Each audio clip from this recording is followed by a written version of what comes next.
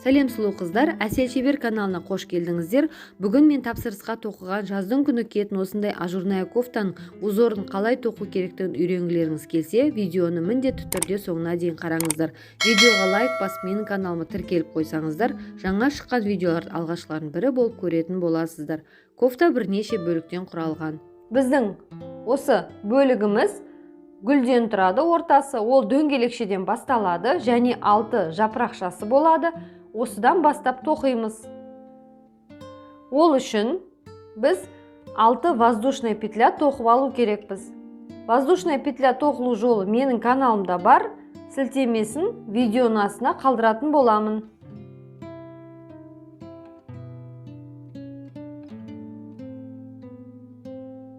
Осылай воздушная петля тоқыдым. Менде 6. Енді біз дөңгелекше етіп жабу үшін мынау бірінші воздушная петлямен ең соңғы воздушная петляны біріктіреміз. Крючогымызды бірінші воздушная петляға енгізіп, одан жұмыс жібін іліп, тартып, біреуінен және тағда мынау петлядан да шығарамыз. Сонда бізде круг болып жабылады.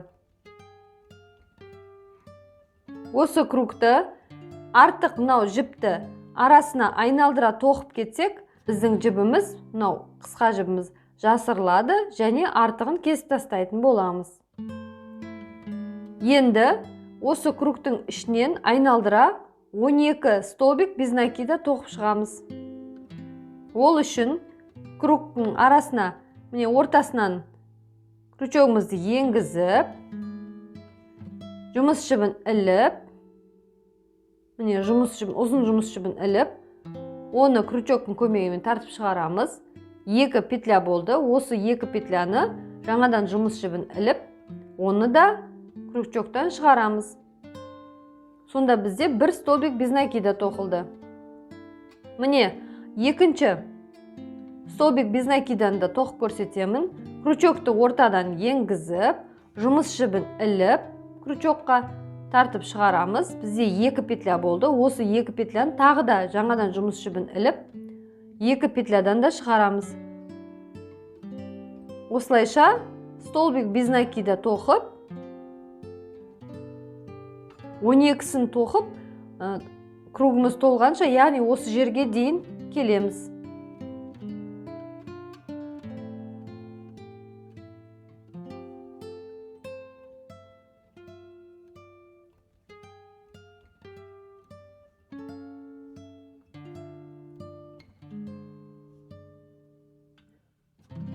Мен 12 столбик без накида тоқып болдым.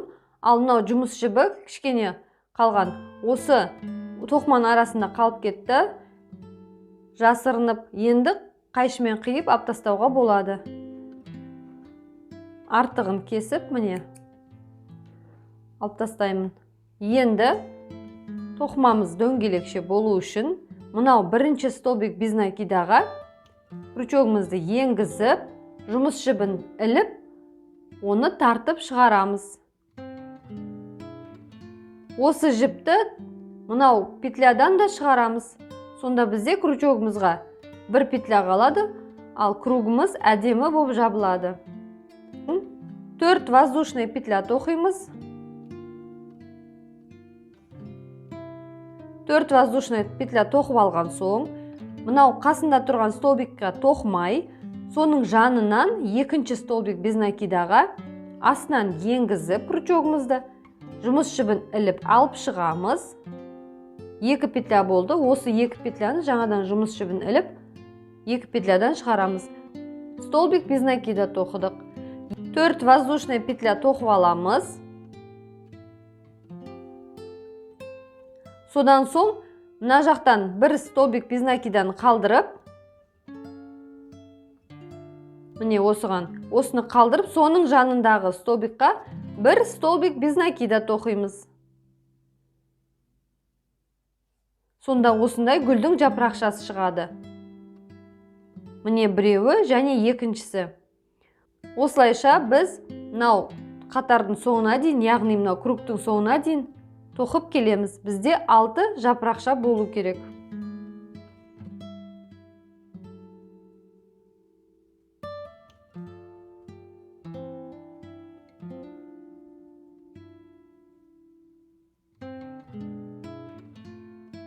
соңғы жапырақшаны тоқып жатырмын. Міне осы жерге соңғы жапырақшаны тоқып алдым. Енді бізде 6 жапырақшамыз дайын. Келесі мынау жапырақшаның әр қайсысына столбик с одним накидом тоқып шығамыз. Ол үшін бір воздушная петля тоқимыз. Енді крючогымызға бір рет накид жасап, осы тұрған жапырақшаның ішінен енгіземіз. Крючогымызды жұмыс жібін іліп, оны сыртқа шығамыз. Енді бізде 3 петля болып тұр. 3 петляның алдымен екеуін шығарамыз. Сосын тағы да екеуін шығарамыз. Бізде бір столбик с одним накидом тоқылды. Тағы да көрсетемін. Бір рет накид жасап, міне крючогымызға іліп алдық. Сосын гүлдің жапырақшасының ішінен енгіземіз крючогымызды. Жұмыс жібін іліп, оны шығамыз. Бізде 3 петля болды. Осы 3 петляның алдымен екеуінен шығарамыз петлямызды. Сонда бізде 2 петля болады. Мынау бізде шыққан петля. Сонымен 2 петляны жаңадан жұмыс жібін іліп, крючоктан оны да шығарамыз. Бізде екінші столбик с одним накидом тоқылды. Осылайша әр жапырақшаға біз 5 столбик с одним накидомнан тоқып шығамыз. Столбик с одним накидом тоқылу жолы менің каналымда бар. Сілтемесін видеоның астына қалдыратын боламын. Міне мен накид жасадым. Гүлдің жапырақшасын ішіне енгізіп, крючогыммен жіпті іліп ап шығамын. Жаңа іліп, 2 петляны шығарамын. Және тағы да 2 петляны крючоктан шығарамын. Менде 3 столбик с одним накидом тоқылды.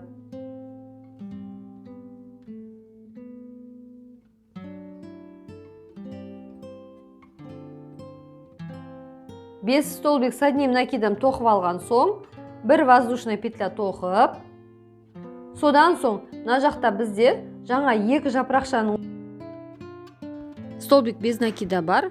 Осыған біз столбик без накида тоқимыз.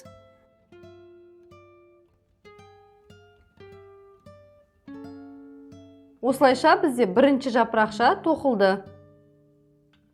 Тағы да бір воздушная петля. Және осы жерге бір крючогымызға бір рет накид жасап, осы жапырақшаға, екінші жапырақшаға крючогымызды енгізіп, жұмыс жібін іліп шығарамыз. 3 петля болады. 3 петляның екеуін крючокпен тартып шығарамыз жұмыс жібін. 2 петля қалады. Осы 2 петляны тағы да жұмыс жібін іліп, оны да шығарамыз. Сонда бізде бір петля пайда болады. Ал біз бір столбик с одним накидом тоқыдық. Тағы да накид. Осы жерге мынау гүлдеріміздің барлығын толтырып, осылайша толтырып шығамыз. 2 столбик с одним накидом. 3, 4, 5. 5 столбик с одним накидом тоқып алып, бір воздушная петля тоқып, және мына ортада тұрған 2 жапырақшаның ортасында тұрған Столбик без накидаға тағы бір столбик без накида тоқып аламыз. Қайтадан воздушная петля, қайтадан осы жерге 5 столбик с одним накидом тоқимыз. Бізде қазірше 3 жапырақша дайын. Ары қарай қалған 3 жапырақшаны тоқимыз. Соңын тоқыған кезде, міне бізде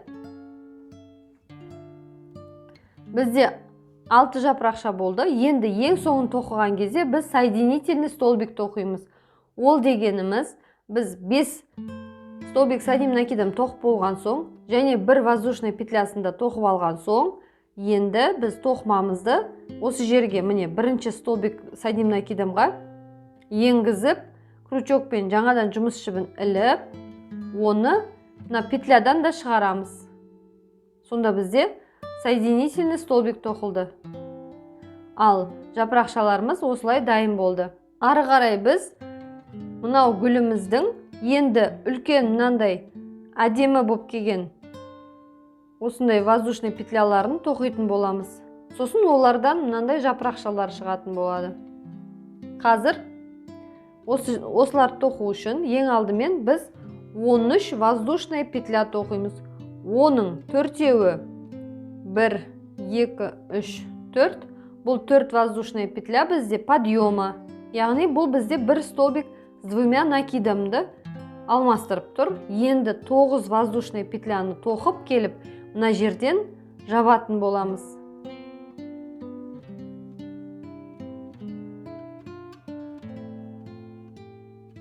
13 воздушный петля болды барлығы. Мен тек бірінші осы жерге ғана солай істедім, ал қалғандарына 9 воздушный петлядан істейтін боламын. Ол үшін бір столбик с двумя накидами деген, міне бір рет накид жасаған бұл с одним накидом, ал 2 рет айналдырған с двумя накидами. Осылайша 2 рет айналдырып, мынау жапырақшамыздың біткен жері жаңағы 2 жапырақшаның ортасы, яғни столбик без накида бар, осыған енгізіп крючогымызды жұмыс жібін іліп алып шығамыз. Бізде сонда 4 болды, міне крючогымызда 4 петля. Осының біз алдымен 2-ін жаңадан жұмыс жібін іліп, ең бірінші тұрған 2-ін крючогтан шығарамыз жұмыс жібімен. Бізде 3 болып қалады, мынау жұмыс жібін өткізіп келген петлямызбен бірге. Енді тағы да жұмыс жібін іліп крючогымызға, оны 2 петлядан шығаратын боламыз. Міне, сонда бізде қазір 2 петля қалады, пайда болды мына біреуі. Осы 2 петляны тағы да жаңадан жұмыс жібін іліп крючогтан шығарамыз. Сонда бізде бірнеше қайталанғандай болды. Ол столбик с двумя накидами болды. Міне осындай. Енді ары қарай біз тек 9 воздушный петля тоқимыз. Сосын мына 2 жапырақшаның ортасында столбик без накида бар. Осы жерге столбик с двумя накидами тоқимыз. Яғни мынаны тоқимыз. Осы столбикті. Қазір 9 воздушный петля тоқып аламын.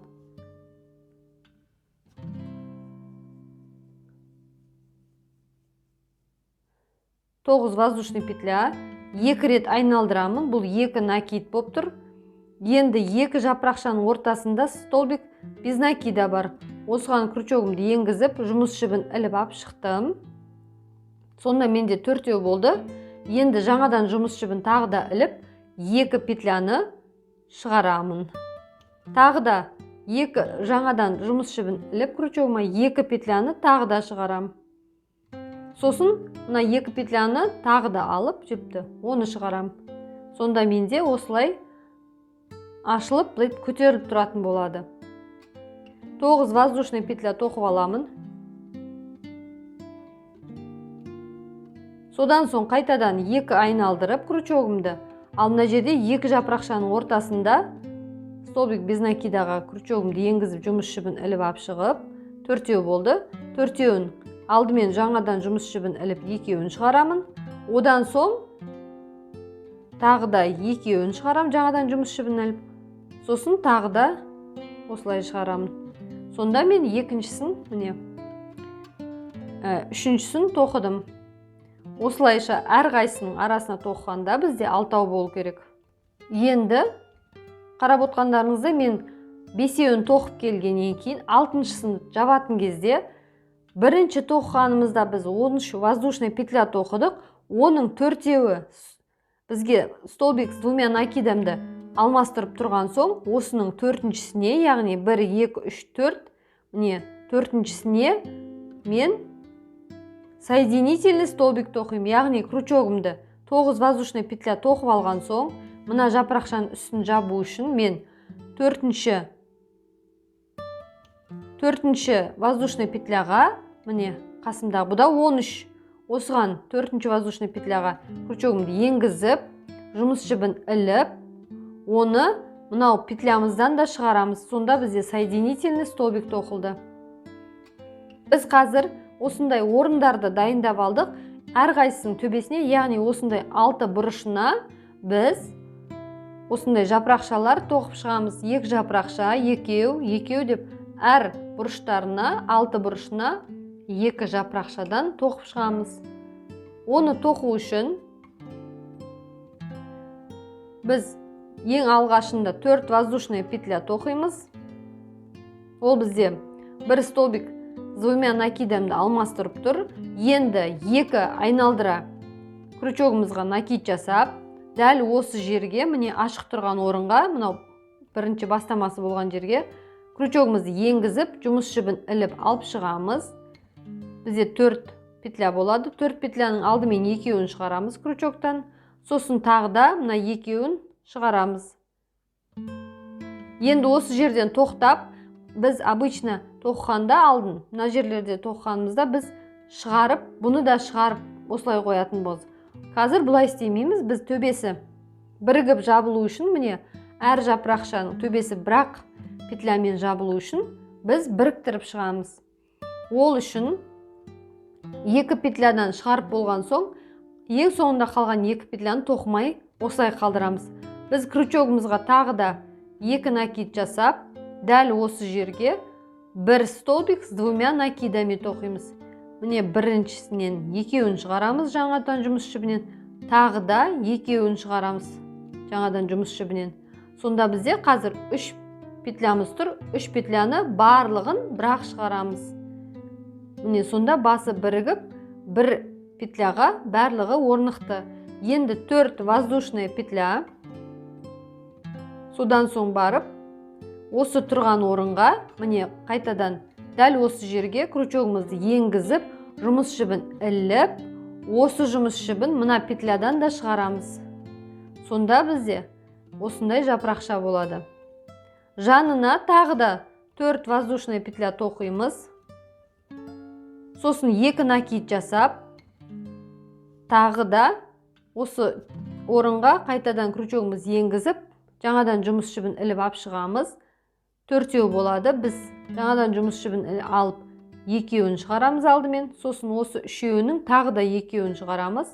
Міне 2 петля қалады. Осы жерден тоқтап, тағы да 2 накид жасап, крючогымызды ашық мына орынға енгізіп, сосын барып тағы да 2 петлямыздан шығарамыз 2 жіпті. Сосын жаңадан жұмыс жібін іліп, оны да осы 2 петлядан шығарамыз. Біз бірінші жасағанда 4 жасадық, бірақ біріншісін, 4 воздушная петля, 1 столбик с двумя накидамды алмастырып тұр.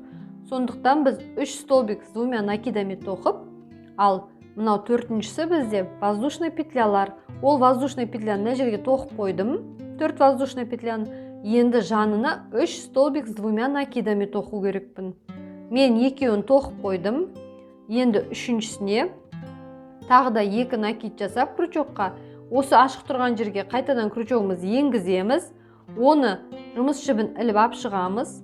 Осы шыққан жіп, міне бізде 6 болды. Қазір жаңадан жұмыс жібін іліп, алдымен екеуінен шығарамыз. Сосын тағы да 2 петлядан жаңадан жұмыс жібін іліп, крючогымызға оны шығарамыз. Бізде қазір 4 болып тұр. Осы 4-ін бірақ жіппен осылай жаңадан жұмыс жібін іліп, оны шығарамыз. Осылайша бізде тағы да екінші жапырақша тоқылды. Осыдан кейін ашық тұрған жерге, мына жерге біз 7 воздушная петля тоқимыз. Міне воздушная петля 7 менде. Енді мынау ашық тұрған жерге, яғни мынау орындарға 1 столбик без накида тоқып, міне крючогымызды жай ғана енгіздік, қайталап көрсетем. 7 воздушная петля тоқып алған соң, крючогымызды осы ашық тұрған жерге енгізіп, жұмыс жібін іліп алып шығамыз. Енді осы жұмыс жібін алып шықсақ, 2 петля болды. Оны жаңадан жұмыс жібін іліп шығарамыз. Біз столбик без накида тоқыдық. Бізде осылай болды. Тағы да 7 воздушная петля тоқим. 7 воздушная петля тоқып, мына жерде столбик с двумя накидамға дәл осындай 2 жапырақша тоқимын. Ол үшін 2 столбик, 2 накид жасап крючогымызға осы жерден енгіземіз. Сосын жұмыс жібін іліп алып шығып, 4 петляны бірінші екеуін шығарамыз, оны іліп қоямыз, және тағы екеуі қалады, оны да шығарамыз. Осылай аяқталмаған күйі қалдырамыз. Қазір тағы да 2 накид жасап, осы жерге екінші столбик с двумя накидами тоқимыз. Міне екінші столбик с двумя накидами тоқылды. 2 петляны ілдік. накидті енді үшінші столбик с двумя накидами тоқимыз. Міне тоқып алдым. Енді осы 4 петляны бірдестен бәрінен шығарамыз. Міне бізде бірінші жапырақ тоқылды. Ал енді бірінші жапырақ тоққан соң біз 4 воздушный петля тоқимыз. Сосын мынау төменге қайтадан осы орынға крючогымыз енгізіп, жұмыс жібін іліп, оны мынау петлямыздан да шығарамыз. Соединительный столбик тоқып алдық. Ал біздің жапырақшамыз осындай формада болды. Келесі тағы да 4 воздушный петля, уже екінші жапырақ тоқылып жатыр. Осы жерге 2 накид. Дәл осы жерге қайтадан крючогымыз енгізіп, жаңадан жұмыс жібін іліп ап шығамыз. Бізде 4-еудің жаңадан жұмыс жібін іліп, крючокқа 2-еуін шығарамыз. Енді тағы да жаңадан жұмыс жібін іліп, тағы 2-еуін шығарамыз. Осылай бізде 2 петлямен қалады. Тағы да накид жасап, тағы да осы жерге крючогымыз енгізіп, жіпті тартып шығарамыз. Осы жерден 2-еуін крючокпен шығарамыз. Тағы да 2-еуін тағы да крючокпен шығарамыз, жаңадан жұмыс жібін іліп. Бізде 3-еу болды. Енді біз тағы да бір столбик с двумя накидами тоқу керекпіз. Міне 2-еуін шығарам, тағы да 2-еуін шығарам. 4 петля болды. 4 петляны жаңадан жұмыс жібін іліп, оны шығарам. Сонда екінші жапырақша тоқылды. Көріп отқандарыңыздай, түсіндіре кетсем, осы жерде біз келесі қатардан келе жатқанда 7 воздушный петля тоқып алып, осы жерден 3 столбик с двумя накидами тоқып алдық. Міне 1, 2, 3. Сосын барып, бәрін біріктіріп жапқан соң 4 воздушный петля тоқып, мына жерден соединительный столбикпен өтіп алдық. Және жоғары көтерілу үшін тағы да 4 воздушный петля тоқыдық. Ары қарай 3 столбик с двумя накидами тоқыдық. Және бәрін бірақ петлямен біріктірдік. Сонда осылай шықты бізде. 1, 2, 3. 3-еуі с двумя накидами және 4 воздушный петля. Осылайша мынау тұрған жерге дейін тоқитын боламыз. Сосын ары қарай көрсететін боламын. Сосын мына тоқымамыздың ең басына жалғайтын боламыз. Сонымен біздің қатар жабылады.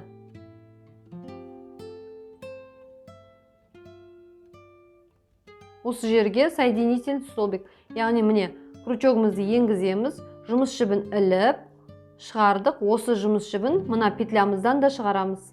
Сонда бізде тоқымамыз жабылды. Осы қатарымыз аяқталды.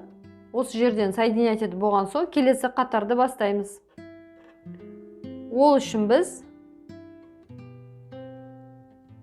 мынау жапырақшаның екі ортасынан біз 10 воздушный петля тоқитын боламыз.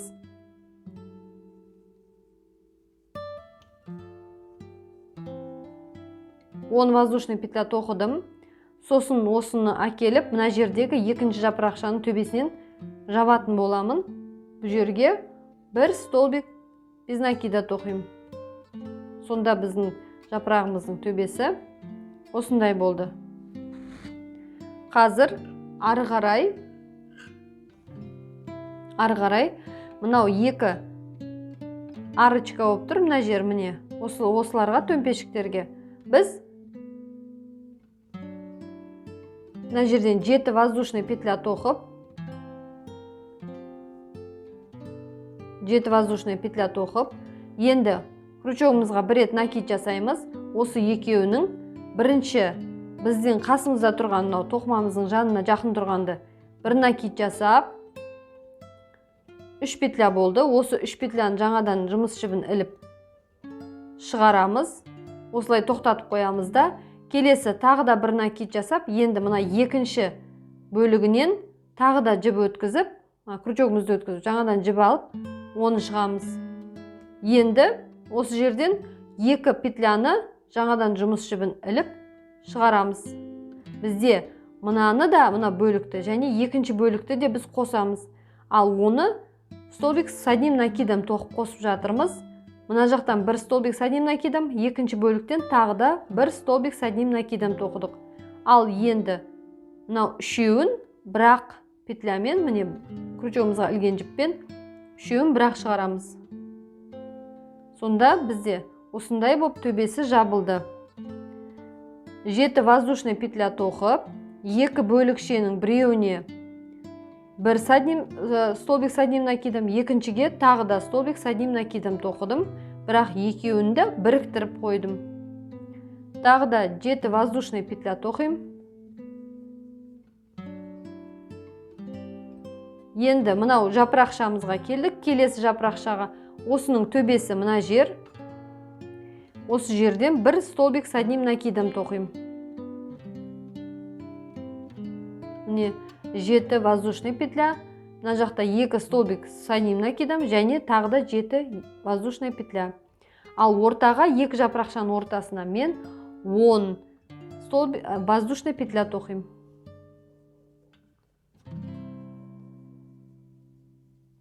Воздушный петля тоқып болып, мына жағындағы тұрған жапырақшаның төбесінен столбик без накида тоқим. Қарап отқандарыңыздай, міне біздің жапырақшаларымыздың ортасында, төбесінде аркалар бар. Қазір осыларға жапырақшаның міне мына қатарларын тоқи бастаймыз. Яғни бұл ең соңғы қатар.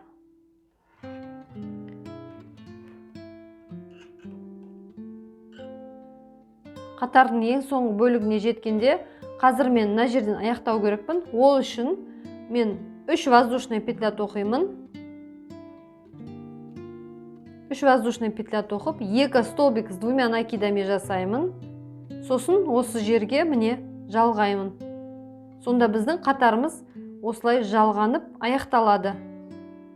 Келесі ең соңғы қатарды тоқимыз.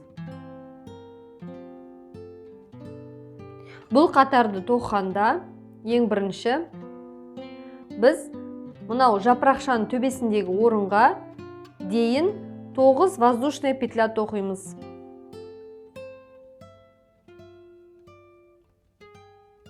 Воздушный петля тоқып алған соң, мынау екі жапырақтың ортасындағы аркаға, яғни осындай жерге біз 4 столбик с одним накидом тоқимыз.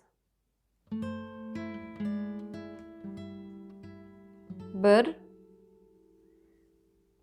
2, 3, 4 столбик с одним накидом тоқып алдым. Енді тоқмамызды бір воздушный петля тоқимыз, сосын тоқманы бұрамыз.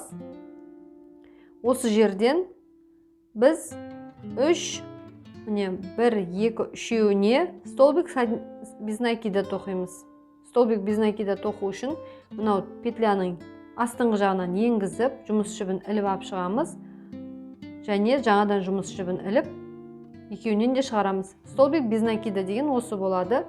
Міне ашық жерінен енгіздік. Тағы да соңғысы.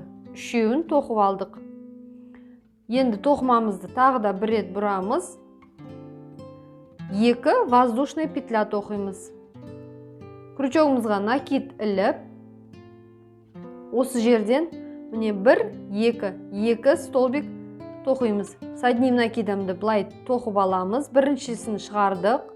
Екеу қалды петлямызда. Оған тағы да бір накид жасап, қасындағы петляға енгізіп, столбикқа міне астынан жұмыс жібін іліп алып шығамыз. Осы 2 петляны енді тағы да жұмыс жібін іліп, крючогымызға екеуінен де шығарамыз. Сонда бізде қазір 3 петля болып тұр. 3 петляны бірдестен жаңадан жұмыс жібін іліп, барлығын бірақ шығарамыз. Осы жерде байқағандарыңыздай, міне біздің мынау жапырақшалардың үстіңгі жағы осылай шығып тұрады.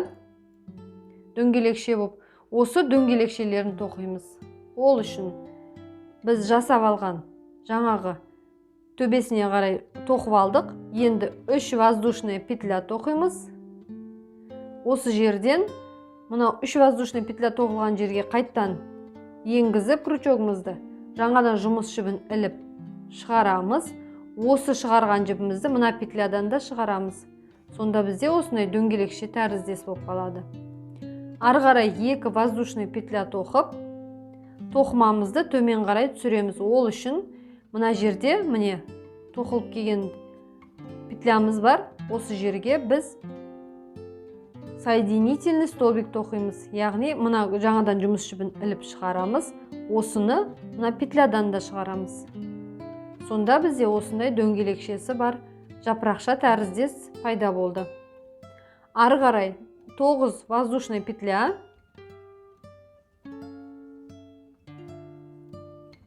9 воздушный петля тоққан соң, мынандай арочкаларға, міне аркаларға осындай тәріздеске қазір біз мына бірінші тұрғанына столбик без накида тоқимыз. Сонда осылай болады. Және тағы да 9 воздушный петля тоқып, оны екіншісіне, яғни осы жерге столбик без накида тоқитын боламыз. Бізде екеу болды. Енді мынау жапырақшаның ортасына келдік. Осы жерге жаңағыны қайталап тоқимыз. Міне осыны тоқимыз. Ең соңғы төбесіне жеткенде біз мынау тоқымамызға жалғап кетеміз. Ол үшін 9 воздушный петля. 9 воздушный петля. Енді столбик с одним накидом 4.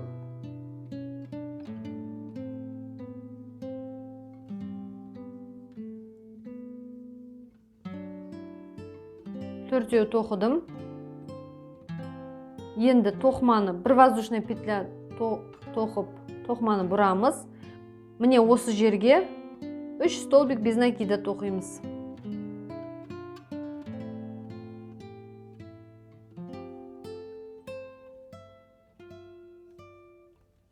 Тоқымамызды тағы да бұрамыз.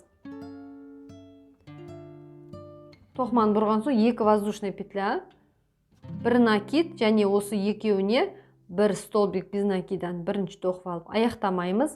Тағы да накид жасап, дәл осының қасындағы тұрған столбикқа тағы да накид жасалған столбик с одним накидом тоқимыз. Міне 2 петляны шығарамыз. Бізде 3 петля қалады. 3 петляны бірдестен жаңадан жұмыс жібін іліп, одан шығарамыз. Міне сонда бізде мынандай сопақ жапырақшаға тәріздес ұқсас болады. Сосын төбесіне дөңгелекті тоқу үшін бір воздушный петля тоқып алып, жанымыздағы мынау тоқымамызға жалғау үшін осының да мына төбелері, міне осы төбелері арқылы жалғанатын болады. Оны жалғау үшін мұқият қарап алыңыздар. Сіздерге түсінікті болсын деп жай көрсететін боламын. Осы жерде міне дөңгелекше тұр. Осының ішіне крючогымызды енгіземіз. Алдымен мына жерде мен бір воздушный петля тоқыдым. Қазір екінші воздушный петляны тоқимын. Міне крючогыма өзімнің жаңағы петлям. Өзімнің жаңағы петлям крючогымдағы. Және осының міне дөңгелекшесіне енгіздім крючогымды. Енді жаңадан жұмыс жібін іліп, оны екеуінен де шығарамын. Сонда екінші воздушный петля тоқылды. Тағы да бір воздушный петля тоқимын. Сонда менде 3 болады. Енді тоқыманың мына соңғы жағы, астыңғы жағына апарып крючогымды жаңадан жұмыс жібін іліп, крючоктан сөйтіп барлығынан тағы да шығарам.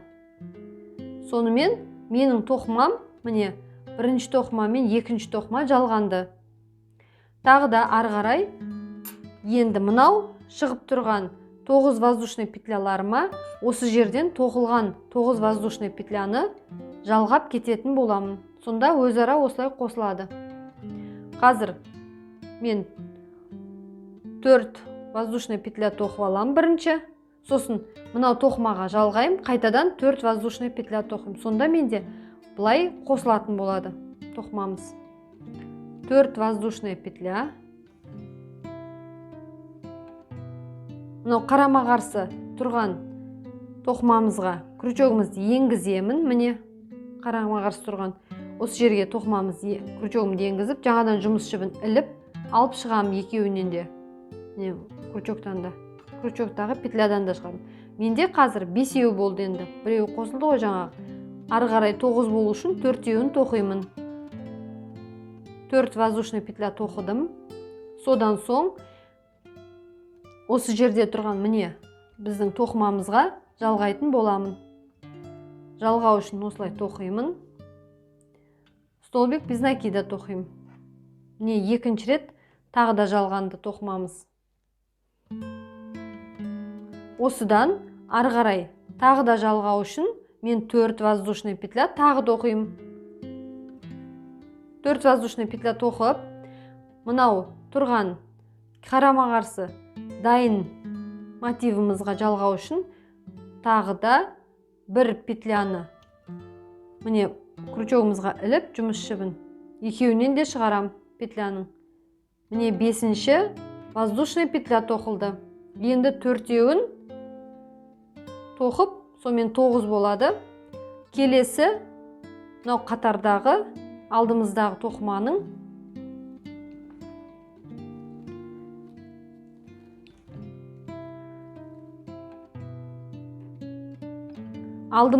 тоқыманың мынау аркасына, яғни осы жерге столбик без накида тоқып жалғаймыз.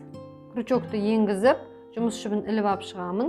2 петляны жұмыс жібінен шығарамын. Сонда менде уже 1, 2, 3 жерден жалғанды. Қазір мынау 4-ші осы жерден жалғаймын. Тағы да 4 воздушный петля. Сосын барып, мынау арочкаға, яғни осыған 1 рет өткіземін да, 1 воздушный петля болады. Сонда 5 болды.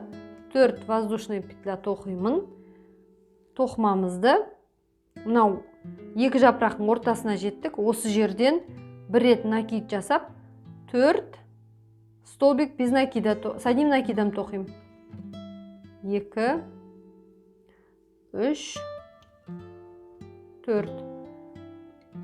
Енді 1 воздушный петля жасап, тоқыманы бұрып, осы жерден 3 столбик без накида тоқимын.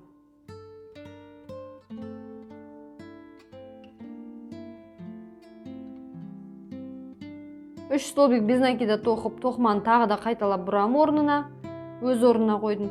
Енді 2 воздушный петля тоқимын.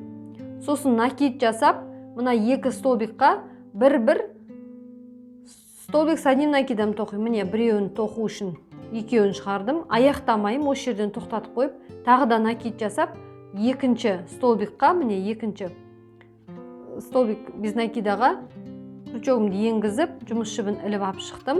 Осы 2-ін, бірінші тұрған 2-ін жұмыс жібінен шығарамын. Міне 3 болды менде. 3-ін бірақ біріктіре салам. Осылай болған соң, біз мынау қарама қарсы бетте мына орынға кеп қалдық. Осы жерден енді қазір біз жалғайтын боламыз. Ол үшін тағы да 1 воздушный петля тоқып аламын. Және осы жерге енгізіп крючогымды тағы да 1 воздушный петля тоқып аламын. Міне ол осылай шығып кетті екеуінен де. 2 болды воздушный петлям. Тағы да біреуін тоқимын. 3 болды. Енді осы жерде мынау шыққан жерінен қайттан крючогымды енгізіп, жұмыс жібін іліп алып шығамын. Және осы жұмыс жібін мына петлямыздан да өткіземін. Соединительный столбик тоқыдым.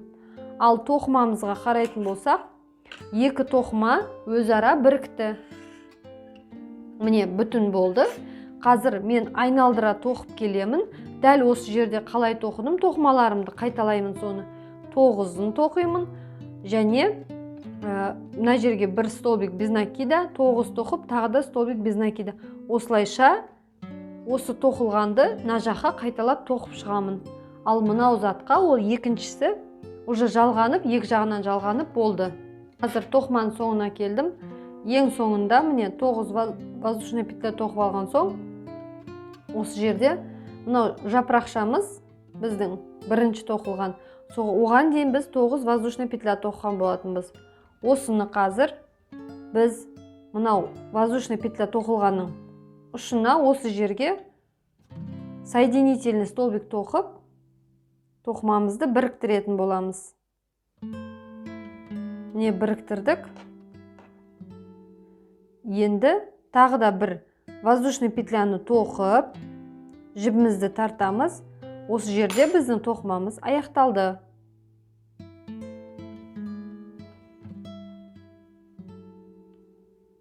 Жіпті қиямыз.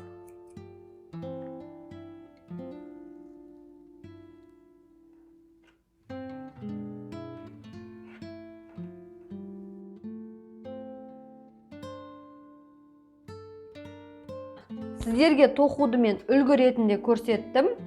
Осы үлгіге қарап, сіздер де өздеріңізге шақ келетін киімді осындай узормен тоқып алсаңыздар болады. Ол шақ келетін қалай білу үшін, үйде өздеріңізге кез келген шақ болып тұрған киімді, кофта немесе футболканы қойып, лекал ретінде пайдалансаңыздар болады.